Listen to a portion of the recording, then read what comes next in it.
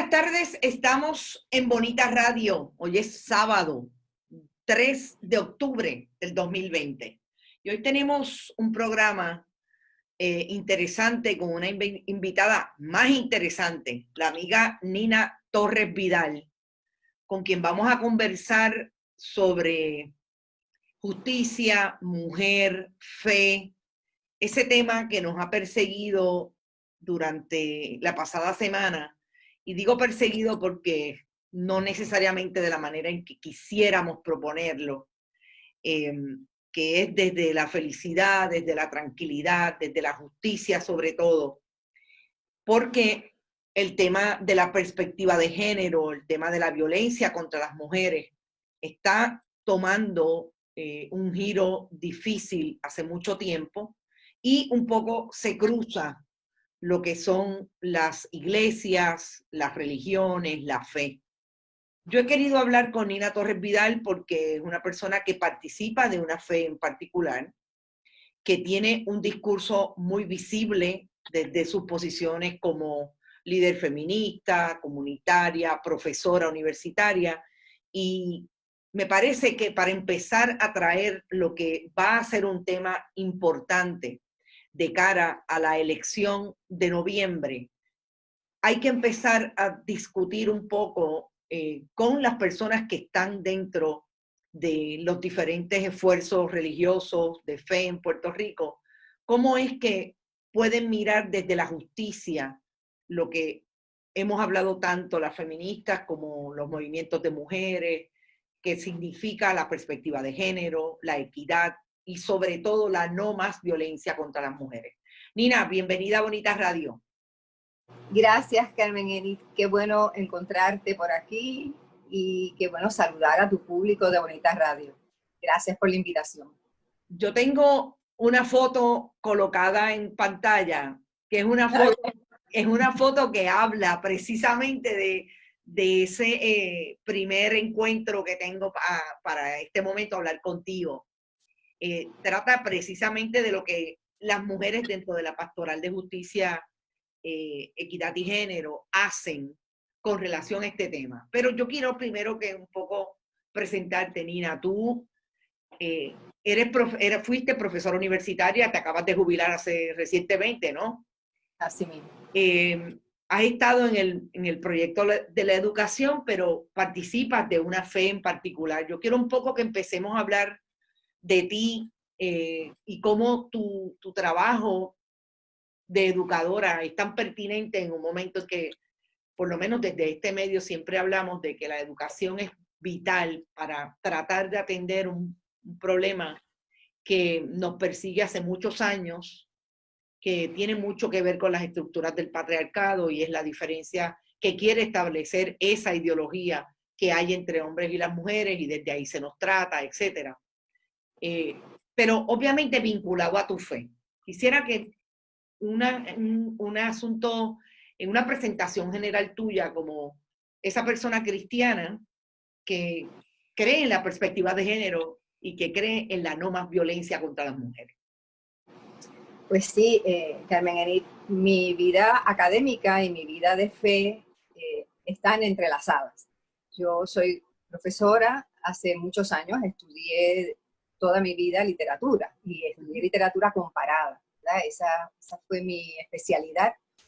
Y ya la literatura comparada te abre a las posibilidades de que tú estudies una disciplina en relación y en diálogo con otras disciplinas, ¿verdad? En mi caso, yo estudiaba literatura de diferentes tradiciones o países, pero era como se estudiaba en ese momento, pero poco a poco yo fui entrelazando ese interés con otras disciplinas que son también afines. A mí me interesaban las ciencias sociales, pero particularmente me interesó en un momento de mi vida la teología. A mí siempre me interesó el asunto de Dios, ¿verdad? Siempre me interesó la relación humana con la divinidad. Así es que fue un proceso natural para mí, no solamente estudiar literatura, sino estudiar literatura que en el momento en que yo estudiaba literatura, los asuntos, los temas de la mujer, como se llamaban entonces, estaban empezando a tener mucha importancia en las universidades, Así es que a través de la literatura me intereso por los estudios de la mujer, me interesa mucho lo que traen las ciencias sociales y un poquito más adelante en mi vida me intereso en otra disciplina que es la teología, pero la teología desde la perspectiva de género. Parte de lo que a mí siempre me ha preocupado en la vida, y eso obviamente no lo tenía tan claro cuando era joven, pero lo voy teniendo más claro según voy avanzando en la vida, es que los seres humanos tenemos que aspirar a vivir coherentemente, ¿verdad? Tener una vida coherente. Así es que lo que yo hacía tenía que estar conectado con lo que yo era, ¿verdad? ¿Quién soy? ¿Quién aspiro ser?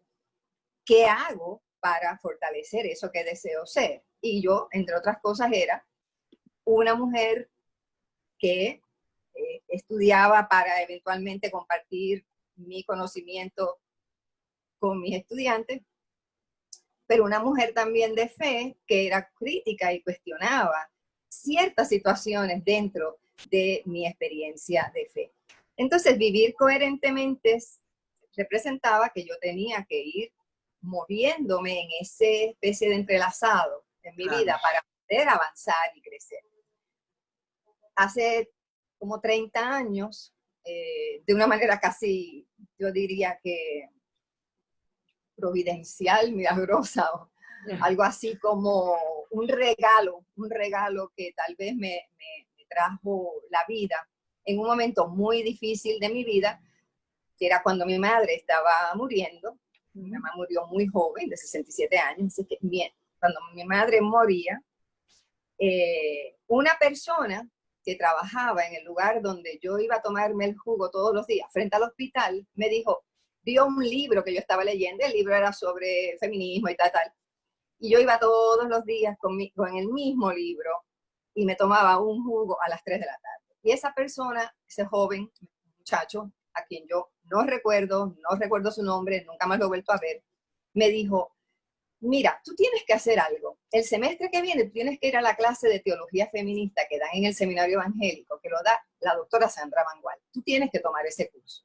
Y yo me quedé así porque yo llevaba mucho tiempo conversando con mis amigas y diciéndole, yo hago este trabajo de justicia social por las mujeres.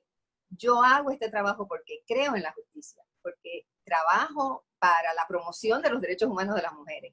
Yo uso esta perspectiva para trabajar mis textos literarios, pero yo tengo que hacer esto también desde algo que es más importante para mí, que era mi fe. Así es que cuando esta persona me trae me dice eso como sacado de la manga, yo sentí como una alegría tan grande en medio de ese dolor, y entonces se me quedó eso fijo en la memoria. Mi madre muere unos días después, él fue a ver a mi madre. Él me dijo, voy a ser estudiante de capellanía, me dijo, me voy a ir a Estados Unidos. Y me preguntó si podía ir a orar por mi mamá. Y fue a orar por mi mamá y yo ni estaba en el cuarto con ella. Mamá muere en junio y yo llego a la universidad y le digo a mi jefe, no me pongas clase a las 12:30, porque yo voy a ir a tomar un curso de teología feminista en el seminario evangélico. Allá él se rió, ay Dios mío, la vamos a perder, tú sabes, se va para el seminario, etc. Sí. Entonces, eso para mí fue un abrir los ojos nuevamente, porque lo que yo había pensado desde una mirada social, desde una mirada, habíamos estudiado el derecho, habíamos estudiado la literatura, estábamos leyendo a las mujeres teóricas del momento y demás, de pronto lo abro en otro aspecto importante de mi vida.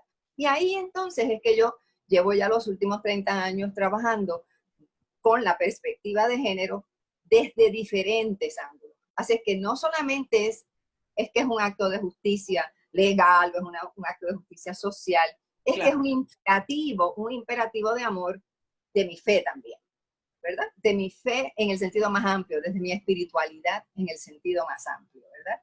Independientemente de a qué religión yo pertenezca. O sea, yo soy puertorriqueña, yo nací en Puerto Rico, me crié en Puerto Rico, me eduqué como puertorriqueña. Aunque yo haya vivido en Europa o en Estados Unidos, soy puertorriqueña. Yo soy católica y miro críticamente lo que ocurre en mi iglesia, pero mi ADN está marcado por el catolicismo, que fue lo que me formó, claro. Es como mi patria espiritual. Claro. Y desde esa patria yo puedo trabajar para transformarla, ¿verdad? En el sentido que yo crea que es mejor. Es interesante y te agradezco muchísimo la historia personal, porque yo creo que mucho de lo que pasa mediáticamente con relación a los temas de la perspectiva de género, las religiones, la espiritualidad, desde dónde usted tiene una fe y dónde la coloca, ¿no? Es mucha desinformación de cómo las personas entienden eh, uno u otro tema y los vincula. Así que me parece que en ese sentido la experiencia personal tuya nos dice específicamente desde dónde tú hablas y yo creo que es más de lo que tenemos que seguir proponiendo para hablar con mucha tranquilidad, pero sobre todo con mucha crítica, como tú estás diciendo, que asumes tu catolicismo, pero eres crítica de tu patria iglesia, ¿no? De tu patria que te forma a nivel de fe. En este momento, nosotros venimos de una semana que atraviesa el discurso político relacionado al partidismo con la perspectiva de género.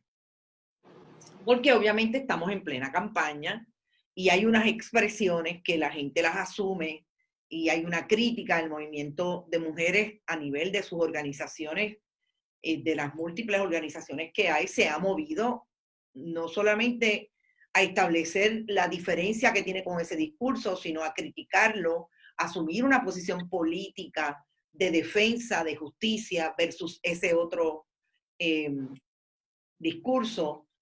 Pero sobre todo, hay mucho temor, por lo menos es la percepción que tenemos aquí, que hay mucho temor de entrar en un tema que parecería que hay mucho desconocimiento. Desde el punto de vista de tu fe, ¿cómo tú defines lo que es la perspectiva de género? Bueno, la perspectiva de género se define desde lo más sencillo y entonces quizás cómo yo aplico la perspectiva de género a mi fe. Claro. Y cómo mi fe ilumina, es lo que te podría decir, ¿verdad? Bueno, la perspectiva de género es un nombre, una categoría que se le ha dado a una herramienta, a un instrumento que tenemos las personas para poder estudiar y analizar una circunstancia, ¿verdad? Perspectiva es una mirada, desde claro. Donde yo miro. Y yo miro desde esta posición, desde este ojo al que yo llamo género, ¿verdad? Así es que la perspectiva de género es una mirada que reconoce que sexo-género es una categoría que ayuda a definir a los seres humanos en nuestra sociedad, ¿verdad? Si nosotros partimos del hecho de que vivimos en una sociedad que es asimétrica, ¿verdad? Nosotros vivimos en una sociedad, en una construcción milenaria, que le hemos llamado patriarcado. Y en esa sociedad milenaria, nosotros hemos ido construyendo, hombres y mujeres, hemos ido construyendo una realidad y unos entendidos sociales. Y esos entendidos sociales han ido cambiando y se han ido desarrollando, han ido evolucionando según pasa el tiempo. Pero en aquello que es más íntimo y más cercano a las relaciones humanas, la relación entre los hombres y las mujeres ha seguido siendo marcada por la diferenciación de ser hombre o de ser mujer, con el problema de que esa diferenciación, que no tendría nada malo, ha sido asimétrica y sistemáticamente, milenariamente, históricamente, la mujer o lo femenino ha quedado degradado y supeditado frente a lo masculino. Los hombres y las mujeres somos seres plurales, por lo tanto, no solamente nos identifica nuestra sexualidad, sino que nos identifica también nuestra identidad cultural, nuestro color de piel, nuestra clase social, ¿verdad? Nuestra educación. Hay muchas otras cosas que nos van, nuestra edad, la condición de nuestros cuerpos, etcétera, etcétera. Mientras esas condiciones, mientras esas características humanas sean tomadas en cuenta para valorar el ser humano, esas categorías se tienen que mantener en el ojo para poder estar seguras de que no usamos esas categorías para oprimir, excluir o dejar fuera a nadie, ¿verdad? Cuando van a nacer un bebé, la gente no le pregunta a las mamás, ¿vas a tener un orejón o vas a tener un sin oreja? No le preguntamos, ¿vas a tener un pie grande o vas a tener un pie chiquito? Preguntamos, ¿vas a tener un nene o una nena? Y a partir de esa realidad empezamos ya a construir unas expectativas que ya vienen, que ya hemos heredado. Entonces, si nosotras decimos, ¿verdad? Y si nosotros decimos que queremos trabajar con la justicia, que queremos que nuestra sociedad sea una sociedad en la que se considere a todos los seres humanos de manera igual, ¿verdad? Democrática, de manera justa. Nosotros tenemos que tener entonces ese ojo abierto para ver cómo esa realidad no ha marginado a las personas. Si nosotras somos mujeres cristianas, aquí ahora te añado la parte de la fe, cuando hace unos 40 o 50 años, quizás 40, se ha ido desarrollando una nueva teología, una nueva mirada teológica, que quizás fue la teología más importante que se hizo en el siglo XX y en el siglo XXI, que es la teología feminista. Es que las herramientas que nos da la perspectiva de género, o sea, mirar teniendo en cuenta cómo se ubica la mujer en esa realidad, ha permitido iluminar nuestra teología, que no tenía ningún apellido, era teología, porque era la teología. Esa teología, y hemos podido mirar todas las ausencias, toda la invisibilización, toda la degradación que se ha hecho a las mujeres por ser mujeres. Pero hemos podido descubrir también cómo, si volvemos a mirar esos mismos textos con los que se ha hecho la teología tradicional, el mismo texto, lo volvemos a mirar con un flashlight que ya nos ilumina, ese ojo que está abierto y dice, un momentito, siempre me lo han explicado así, pero mira lo que dice aquí, ¿por qué eso no se nos ha dicho antes? ¿Qué representa esto? Hemos empezado a hacer una relectura de ese mismo texto y hemos logrado, obviamente, identificar lo que siempre supimos, que el proyecto de Jesús para la humanidad, si es que nosotros creemos que Jesús es el Salvador, si no fuéramos creyentes en Jesús como el Salvador, o Jesús como Dios, o Jesús como la palabra de Dios encarnada, o Jesús entre nosotros, Dios entre nosotros, si creyéramos que Jesús nada más es un hombre que caminó por la tierra hace 2000 años, aún así, este hombre en su sociedad nos dijo, tenemos que mirar esta realidad injusta para las mujeres y para las niñas, y yo traigo a esas mujeres al centro de mi proyecto y de mi reino, que es el reino de la justicia, para todo el mundo. Entonces, una mujer cristiana que ha estudiado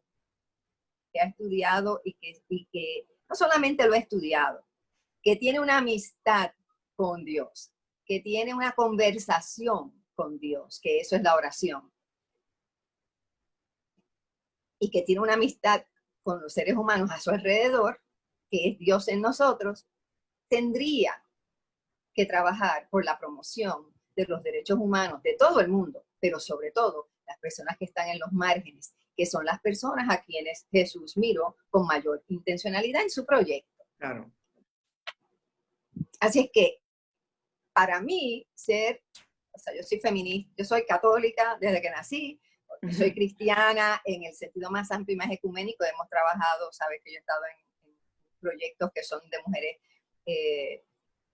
protestantes, de mujeres musulmanas, de mujeres que creen que son santeras, de mujeres espiritistas, o sea, de muchas maneras de acercarnos a la divinidad. Con mucho respeto nos hemos reunido y hemos trabajado juntas. Pero si yo vengo desde el cristianismo, yo como mujer cristiana veo claramente cómo mi trabajo como mujer feminista o como mujer pro mujer o como mujer mujerista, mi trabajo feminista está entrelazado, va de la mano, como como con mi trabajo y con las expectativas que tendría Dios de mí, si yo realmente quiero trabajar por el reino de justicia que Jesús dice que es el reino para todos, ¿verdad? Lo mismo tiene que pasar, como tú bien sabes, ¿verdad? Una vez uno abre el ojo a esto, y uno se da cuenta y empieza a hacerse las preguntas de la sospecha. ¿A quién le conviene que sigamos diciendo esto? Y nos damos cuenta que no le conviene a las personas más marginadas, que no les conviene a las mujeres, que no le conviene ni a Dios, a quien no tenemos que defender de nosotras, ¿verdad? Pero ni siquiera le hace justicia, entre comillas, a Dios. ¿A quién le conviene? Una vez nos empezamos a hacer esas preguntas, nos damos cuenta de dónde está la lucha. Una vez vemos eso, nos damos cuenta de que las mujeres no son un abstracto. Las mujeres son blancas o negras, claro, o mestizas, o son indígenas, o son mujeres viejas, o son mujeres jóvenes, o son niñas, o son mujeres de ciudad, o son mujeres de la ruralía. Entonces empezamos a mirar otras interseccionalidades, como se llama en la academia, otros aspectos importantes que se tienen que tomar en cuenta, porque si no se toman en cuenta y miramos solo desde este único ojo masculino, clase media privilegiada o blanco, dejamos fuera a un montón de gente. Cometemos injusticia. Nina, yo te escucho y pienso que obviamente las personas que tenemos educación formal y no necesariamente tenemos educación en el área de la fe particular, por formación en el caso tuyo, que es obviamente una formación además de intelectual, una formación cultural de un asentamiento en una fe que exhibes desde siempre, ¿no? Pero hay una educación a la que tú llegas siempre. Y esa es la educación, la instrucción y la educación que se supone que el Estado brinde la oportunidad de que todas las personas tengan acceso. Y ahí caemos en el famoso concepto de la educación para todos y todas, que obviamente a partir del siglo XX hemos tratado de que, por lo menos en el caso de Puerto Rico, el Departamento de Educación tenga un currículo con perspectiva de género. Yo digo que ahí es donde se le tranca el bolo a todo el mundo. Precisamente para esos que les conviene o no les conviene. Esa parece la discusión de cara al próximo comicio electoral en Puerto Rico.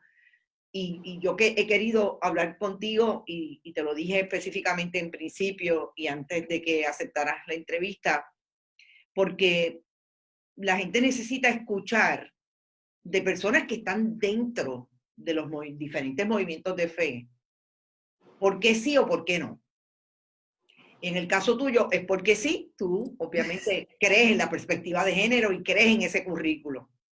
Yo quisiera que compartieras con nosotros por qué una persona con la fe que tú tienes, que persigues y participa, cree en la perspectiva de género. Bueno, además de ser una mujer de fe, yo soy una mujer que estudia, ¿verdad? O sea, y que doy clases. Soy maestra, vamos a ponerle de esa manera. O sea, profesora universitaria, soy una maestra. Cuando yo era estudiante, yo estudié en una de las mejores escuelas del área metropolitana, quizás una de las mejores escuelas de Puerto Rico. Yo estudié en la Escuela Superior de la Universidad de Puerto Rico. Así que yo tuve excelentes profesores y profesoras, una formación especial, tenía acceso a todo. Sin embargo, en alguna ocasión, yo que era estudiante de literatura, ¿verdad? Llegué a escuchar que nunca habría una mujer Shakespeare, que nunca habría una mujer Cervantes, que no la hay y nunca la habrá, ¿verdad? No es que dijeran nunca habrá otro Shakespeare, o nunca habrá otro Cervantes, o Cervantes es único. No, es que no habrá una mujer y no la hay. No hay un equivalente de una mujer escritora que pueda compararse a ninguno de ellos. La realidad es que no hay hombres que se comparen a Cervantes tampoco, ¿verdad? Pero la implicación era que la literatura de las mujeres era inferior a la literatura de los hombres. Cuando nosotras escuchábamos eso en escuela superior, si alguien lo decía o alguna profesora pues alcanzaba a decirlo con admiración o algún profesor, no lo lo problematizábamos tanto. Nos parecía chocante, pero no nos parábamos a decirle, pero ¿por qué? ¿Verdad? ¿Por qué? Es a través del estudio que nos vamos dando cuenta de que hay muchas razones por las cuales no va a aparecer una mujer como Cervantes. Las mujeres no podían escribir, las mujeres no podían publicar con sus nombres, las mujeres se les robó su trabajo intelectual y creativo, no era visible. Se les cambiaba el nombre, ¿verdad? Así que hay muchos elementos de la historia que no nos explicaban, por lo tanto, no lo problematizábamos de muchas maneras hasta que no seguimos estudiando, ¿verdad?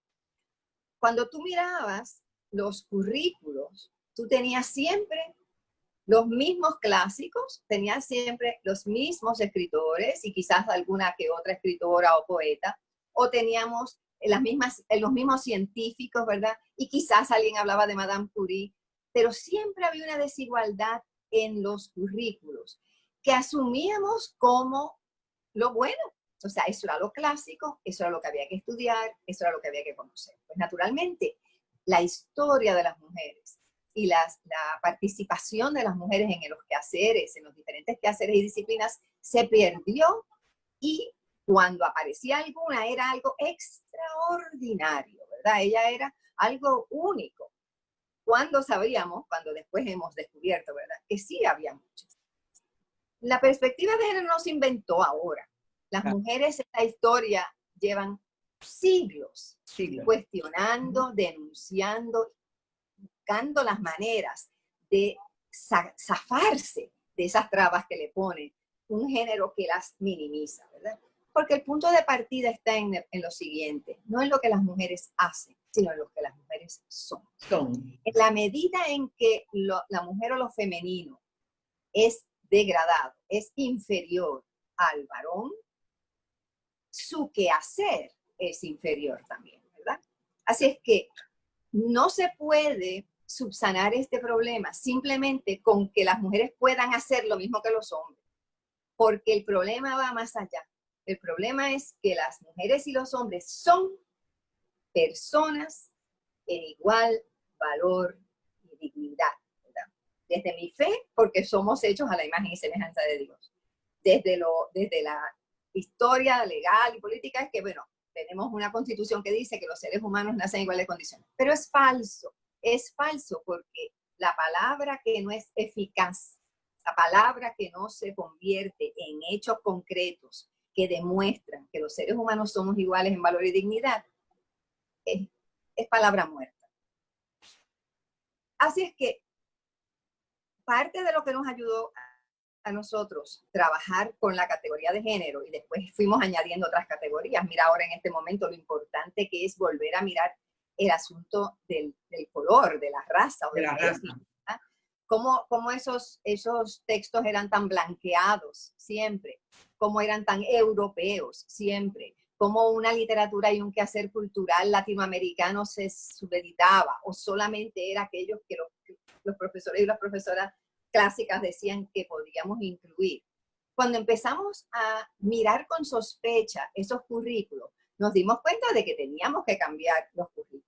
Yo he participado en mirar currículos de las escuelas también, porque como parte de mi trabajo en la universidad y como parte de trabajo en los grupos de mujeres me han invitado a hacer eso.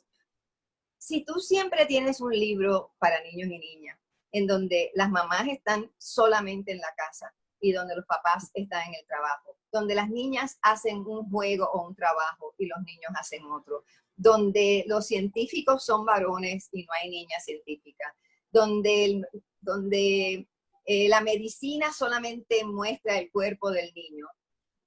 Tú vas a educar a esa criatura dentro de una visión tradicional en la que lo femenino va a quedar subeditado a lo masculino. Claro. Así es que utilizar perspectiva de género no es solamente con lo que se enseña, es también cómo uno organiza el salón de clase, cómo uno se relaciona con los estudiantes y las estudiantes, cómo uno habla con esas personitas, ¿verdad? Cómo uno usa el lenguaje inclusivo.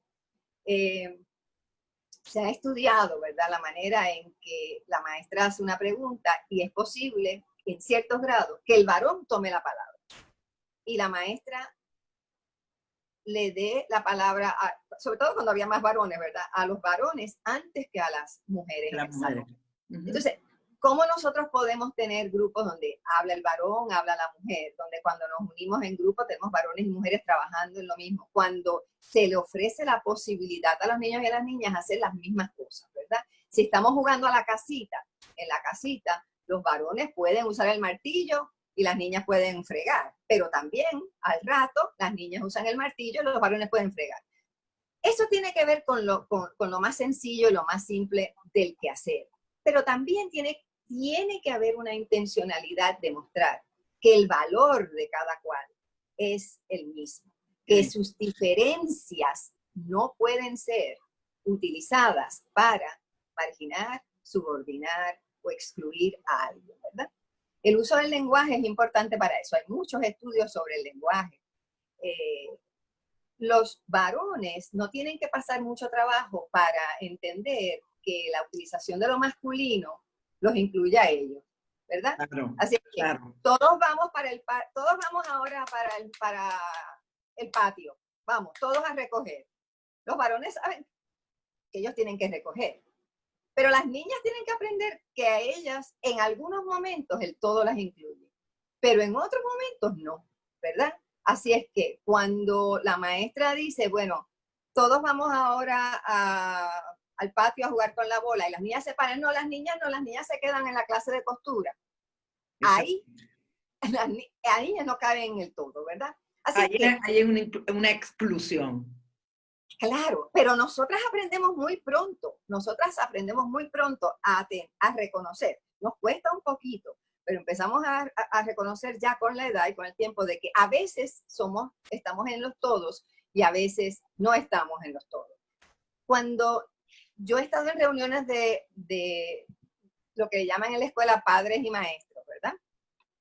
Y puede estar la maestra dirigiendo la reunión y no hay nada más que mamás. Ha habido días que solamente hay mamás porque era por la tarde la reunión y nos dice los padres y los padres y los padres y los maestros y los padres. Y yo siempre bajito decía, y las madres que estamos aquí.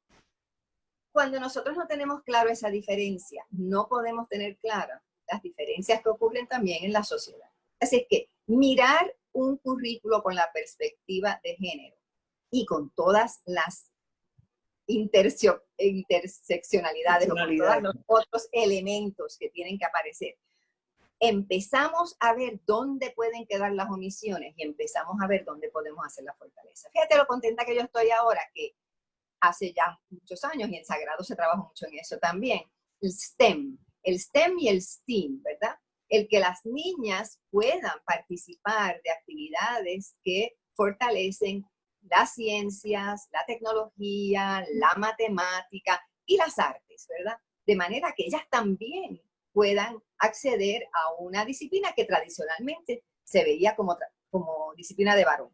Yo estuve hace muchos años, quizás 30 años, en el juicio que hubo, había habido una demanda de una joven mujer estudiante de medicina del recinto de ciencias médicas, que tuvo que llevar su caso porque ella aspiraba a ser cirujana, y era una mujer brillante, y hubiera podido ser cirujana, pero el asedio, el discrimen de sus profesores, apoyados por muchos de los estudiantes también, fue tal que le permitían estudiar cierta rama de la medicina, pero no la cirugía. Y le daban razones puramente sexistas. Y ella no pudo hacerse cirujana, se hizo médico y se hizo abogada. Y ella ganó el caso eventualmente. Fue el primer caso. Sí. Entonces, las luchas de las mujeres, ¿verdad? Empiezan desde que somos niñas y niños, ¿verdad? Y el aprendizaje del racismo, el aprendizaje del sexismo, el aprendizaje del clasismo y de todos los otros ismos empieza en la casa. Por eso no podemos decir tranquilamente, a mi hijo lo educo yo, a mi hija le educo yo. Sí, a mi hijo y a mi hija los educo yo, pero yo tengo que educarme para poder educar, porque yo estoy educada dentro de una ideología patriarcal que aunque yo no quiera, me ha hecho racista, me ha hecho clasista, me ha hecho sexista. O sea, no importa los años que yo lleve trabajando con esto, todavía yo tengo que luchar, porque esto es como una especie de conversión, esto es un proyecto de vida, para yo darme cuenta de este comentario que he hecho o esta mirada que he dado es una mirada racista, por ejemplo, o es una mirada clasista, o es una mirada sexista. La perspectiva de género es una manera de tomar en cuenta que el género en nuestra sociedad se toma en cuenta y se toma en cuenta en muchas ocasiones para degradar o para excluir a alguien. Mira tú en las ciencias médicas, en las investigaciones de la medicina. Durante mucho tiempo se pensó que las mujeres estábamos libres de situaciones cardíacas, que el problema principal de los ataques al corazón eran de los varones. Y ciertamente, los hombres a cierta edad son muy propensos a tener ataques al corazón. Pero la ciencia había llegado a esas conclusiones porque la ciencia usaba como cuerpo prototipo el cuerpo del varón como representativo del cuerpo humano. Si uno no miraba el sistema hormonal de las mujeres y no veía lo que le ocurría a las mujeres después de la menopausia, que a las mujeres les daba mucho más trabajo el corazón después de la menopausia, se entendía que los síntomas, que eran síntomas de ataque al corazón en las mujeres, eran síntomas de histeria, de mujeres nerviosas, de mujeres ansiosas, de mujeres que estaban solas, y las mujeres se morían del corazón sin saber que morían del corazón por un problema hormonal. Un problema hormonal que tiene que ver con el sistema hormonal de las mujeres, porque el cuerpo de las mujeres y el cuerpo de los hombres es diferente. Lo mismo que ocurrió con todos los avances del SIDA. Así que la perspectiva de género en la educación, en la escuela, es permitir que los niños y las niñas se desarrollen a plenitud, con todos sus dones, con todos sus talentos, con todas sus capacidades. No desde mi prejuicio, sino desde mi conocimiento y reconocimiento de que cada niño y cada niña tiene el derecho pleno de educarse. Lo mismo que ocurría con los niños y las niñas de necesidades con claro. Capacidad funcional diferente, ¿verdad? Diferente. Durante mucho tiempo en la historia, los niños y las niñas síndrome de Down no los dejaban ir a la escuela. Exacto. O los niños, no había posibilidades de que un niño o una niña en una silla de ruedas fuera a la escuela. O un niño o una niña ciega. ¿Por qué? Mira, ¿te parece la experiencia que has tenido, y un poco estoy redondeando, la experiencia te dice que en las comunidades religiosas, en las comunidades de fe, obviamente varía la apertura que pueda haber o no pueda haber con relación a esto, pero la gente de a pie, independientemente a su liderato, podría estar entendiendo este planteamiento desde esa misma vinculación con la fe? Mira, hay una diversidad de personas, ¿verdad? Los seres humanos somos diferentes y hay personas que se dejan guiar mucho por sus líderes. Hay todo un sistema amplio, muy fuerte, no solamente en Puerto Rico, en Latinoamérica, en Estados Unidos, hay todo un movimiento creado para demonizar y denunciar todo lo que es la perspectiva de género. Hay muchas mentiras que se están diciendo. O sea, llamar a la perspectiva de género ideología, como si ideología fuera una cosa terrible, ¿verdad? Como si ideología fuera lo mismo que opinión, ¿verdad? Cuando es falso. O decir que la perspectiva de género es una opinión. O, y eso no lo hemos hablado, pero la realidad es que el ataque principal a la perspectiva de género es un ataque, sobre todo visceral, a las poblaciones LGBTQI+, ¿verdad? Por eso es que las imágenes que he colocado son precisamente relacionadas, porque por ahí es que viene la desinformación. Exacto. Pero esa desinformación está dada con mucha intencionalidad. Claro. O sea, es que vamos a entender que esto lo que quiere, porque yo oigo a la gente, ¿verdad? Es casi imposible a veces hablar. Lo que pasa es que quieren decir que los seres humanos no tenemos ninguna biología y que nosotros vamos a ser hombres y mujeres como queramos y que eso lo decidimos nosotros, y que en la escuela lo que van a hacer es que van a querer cambiarle el sexo a los niños. Mire, eso es una mentira, es un disparate. no tiene ninguna base en la realidad, eso no lo dice ningún documento, eso no lo dice ningún texto, una teórica, ¿verdad? Lo que sí decimos es que los seres humanos nacemos con una genitalia, y esa genitalia corresponde por lo menos a vista, sí, primera vista, el médico dice corresponde a una niña o un varón. Y que cuando decimos niña o varón en nuestra sociedad, ya tenemos un montón de concepciones hechas, claro. cómo vamos a darla, cómo la vamos a vestir, cómo le vamos, qué cosas le vamos a decir, etcétera, etcétera. Ya está, hay una construcción. Esa construcción, no de la parte de la genitalia, no de la parte biológica, la construcción de cómo se porta una niña, cómo se porta un niño, es una construcción social, ¿verdad? Claro. Cómo lleva el pelo, cómo lleva la ropa, eso es una construcción social. Ahora, yo siempre digo que la ciencia nos puede ayudar mucho también, pero también la historia. La realidad es que la sociedad binaria es la nuestra, ¿verdad? Hay otras sociedades que no son binarias, hay otras sociedades y culturas presentes en nuestra sociedad, ¿verdad? Que no solamente tienen el blanco y el negro, no solamente tienen el alto y el bajo, que tienen unas gradaciones. Por lo tanto, la sexualidad se manifiesta en los seres humanos de un modo mucho más complejo que el de varón y mujer. Y eso lo dice la ciencia, ¿verdad? Ahora, sobre esa ciencia, sobre esa realidad biológica, nosotros añadimos entonces toda una construcción social, y esa construcción social no es equitativa para hombres y mujeres, ¿verdad? Así que esa es la construcción social que dice que hace a esa muchacha en la calle a esta hora, pero no dice que hace a este varón en la calle a esta hora. La construcción social que dice porque esa muchacha está vestida así, pero no dice por qué ese muchacho está vestido así, ¿verdad? Claro. Entonces, los seres humanos, y eso lo tenemos que entender, ¿verdad? Manifestamos nuestra sexualidad de modos diferentes, en términos de quiénes somos. A partir de quiénes somos es que eventualmente nos vamos a relacionar con otras personas en sentido de nuestros afectos, que puede ser de una manera heterosexual, que puede ser de una manera homosexual, lésbica, que puede ser meramente afectiva, asexual, ¿verdad? Los seres humanos decidiremos eso a partir de quiénes somos. Cuando nosotros negamos eso, le negamos al ser humano un elemento básico de su identidad y de su dignidad, ese es su ser, ¿verdad?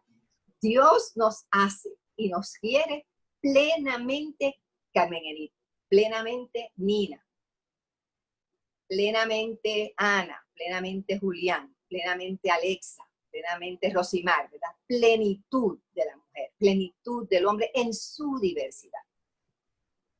Andan por ahí diciendo que hay unos libros que la gente da. Eso es falso, ¿verdad? Es falso. Andan por ahí diciendo que lo que pasa es que la perspectiva de género quiere dar clases de educación sexual sobre la homosexualidad y la masturbación, no sé qué. Eso es falso. Esos libros no están en las manos de los niños, esos libros no están en Puerto Rico. Pero si tú asustas a la gente con eso y tú no educas a la gente, claro, tú lo que haces es que tú mantienes el status quo, que es lo que quieren.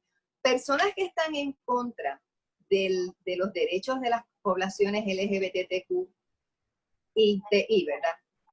Son las mismas personas que creen que las mujeres están subordinadas, que pueden ir a trabajar, pero siempre están bajo los hombres, que puedes llegar a la NASA y puedes llegar a la luna, pero tienes que llegar por la tarde a obedecer a tu esposo o a cocinar, ¿verdad? Exacto.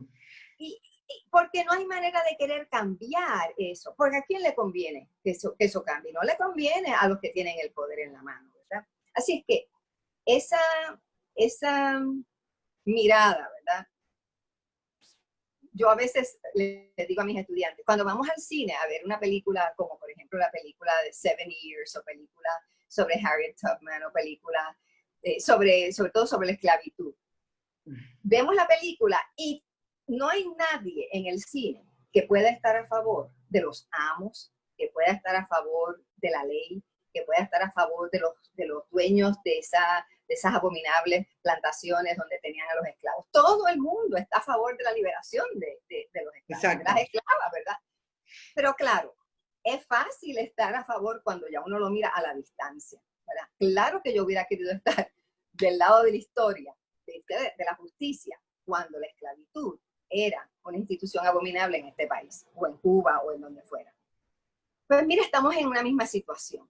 Si usted todavía tiene dudas del asunto científico, porque usted no entiende las diversidades de la dimensión sexual, póngase al lado de la persona, póngase al lado de la humanidad de esa persona, póngase al lado de la misericordia, de la compasión, de la acogida. Si usted se nombra cristiana, usted tiene un modelo claro. Y la regla del cristianismo es: lo que hagas a tu hermano o a tu hermana, me lo estás haciendo. El modelo es: acerca a aquellos que tu sociedad ha dejado fuera, inclúyelos en el proyecto de Dios, como son, restáuralos como son. Ah, pero mira, los homosexuales no aparecen en la Biblia. Yo hace como 30 años oí a Sandra Mangual decirme, mira, nos decía todas, estábamos conversando, era cuando estábamos las comadres, ¿no? Y en una clase también, mira, todas las preguntas no van a estar en la Biblia, porque el texto bíblico es el texto de una época, en el lenguaje de una época. Las respuestas sí van a estar ahí. Tienes que buscar las respuestas con los ojos de ¿qué? De la misericordia, de la inclusión, de la compasión, de la justicia, que es el proyecto. Que es el proyecto humano, es el proyecto humano. Claro. Tú, si no es tu salvador, es un promotor de los derechos humanos. Y con eso hay que trabajar. Nina, agradezco muchísimo que hayas compartido tus posiciones con Bonita Radio. Esta va a ser la primera, pero no va a ser la última que nos vamos a ver, que vamos a discutir este tema. Nuestro proyecto está intentando iniciar conversaciones con personas diversas de las comunidades religiosas y de muchas tan buenas en Puerto Rico, y estoy segura que son muchas, y bueno, y tu disponibilidad te la agradezco igualmente. No dudes en llamarnos si ves que estamos mal utilizando, o bueno, bien utilizando, pero críticas, etcétera. Nos interesa seguir de fondo este tema. Yo no lo soy personalmente, pero yo vengo de una familia, precisamente de una abuela fundadora de una iglesia histórica, la Iglesia Bautista de Río Piedra. Conozco de primera mano. Yo quiero mucho esa iglesia. Mira, yo digo que yo soy católica bautista. Ah, qué bien.